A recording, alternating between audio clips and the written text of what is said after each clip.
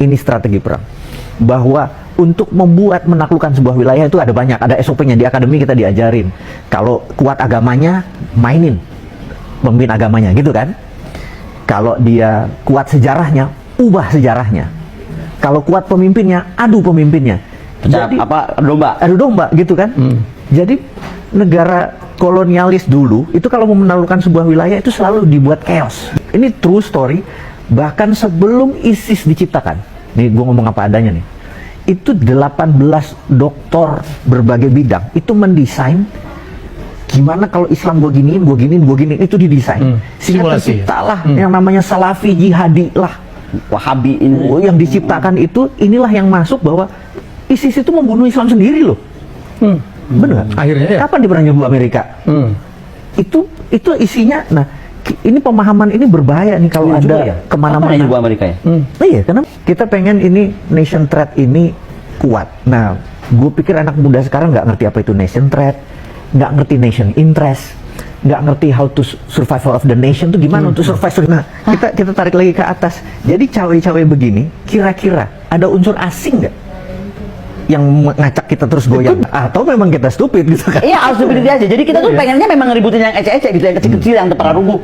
Mbak Koni masih memegang 2037 sebagai inflate atau titik ancaman. Setiap 4 tahun itu DoD, Department of Defense Amerika itu mempunyai planning 4 tahunan. Jadi terakhir 2022. Oke, apa dia bilang?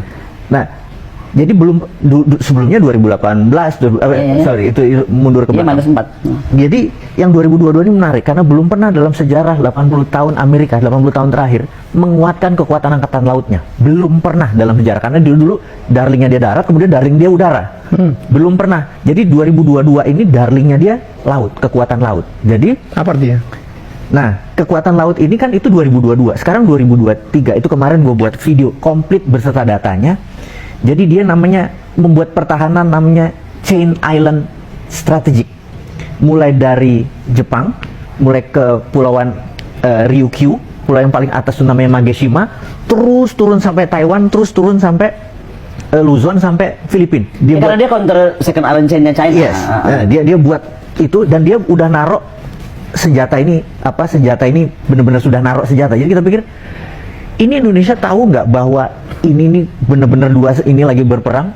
Gue bilang kapan terjadi kalau 2025 yang itu terjadi, bener nggak?